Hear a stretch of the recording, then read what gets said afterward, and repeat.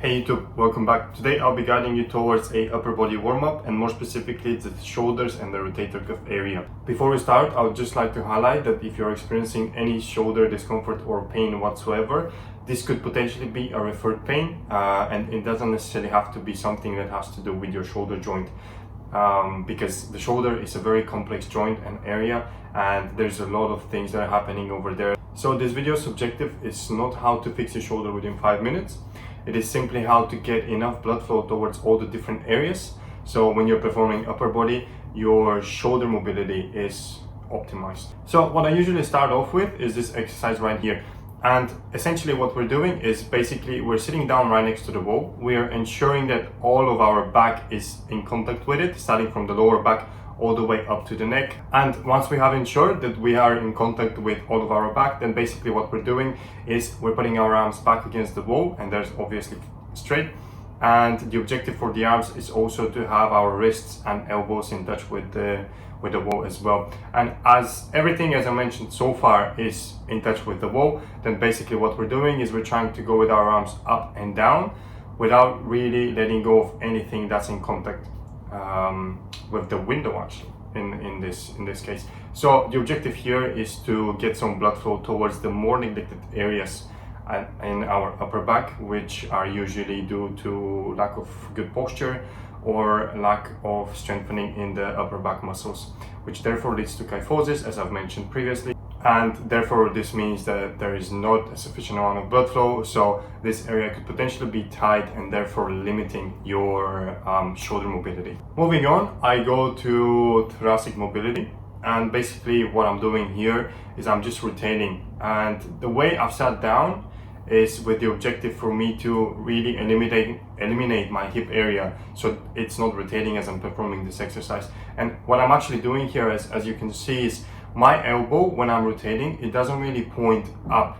So I'm trying to point down as I'm rotating, which basically puts more emphasis on the thoracic area and less on the shoulder. So actually what we're aiming here is to get some blood flow towards the serratus anterior, which usually gets tight because, for example, if you have been driving the whole day and your arm is like that for multiple hours, then basically we have asymmetry within the shoulder positioning for the whole day or at least the whole duration that you're driving, and therefore we really need to ensure that you get some blood flow equally towards these two areas.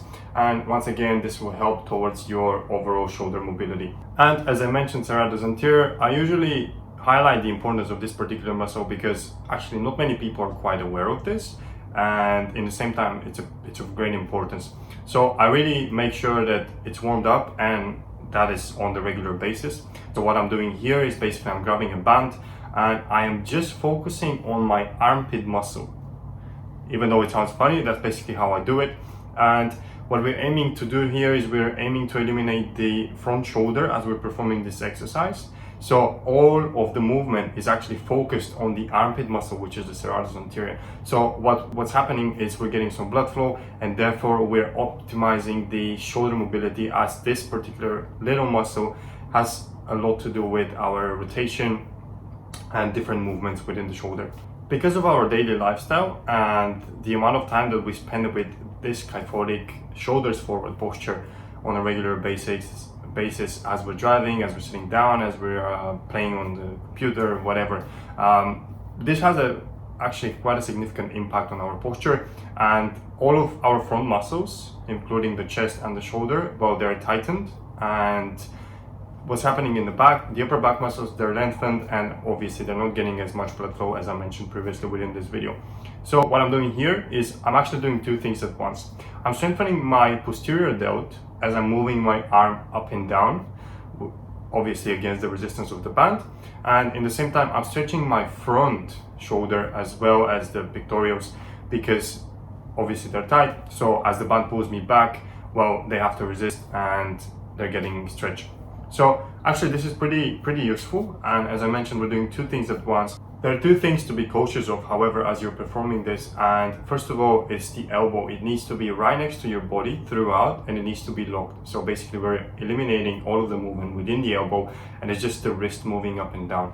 However, when it comes to the wrist, try not to use it so the wrist stays neutral. It doesn't really go into all of the different motions. Therefore, we are ensuring that all of the emphasis is falling onto the posterior shoulder as our arm is moving up and down. So as we're moving forward, we're going more into a dynamic exercise. And what I'm actually doing here is I'm just pretty much laying down on the bench. I'm grabbing 2, 3, 4 kilo dumbbells, nothing that's too heavy, as the objective here is not to strengthen your muscles. So once I grab those dumbbells, I make sure that my elbows are pointing out and my knuckles are slightly pointing down, so this way we're eliminating our forearm being included in the movement. And as we're doing so, we're ensuring that the most of the emphasis is falling down on the shoulder.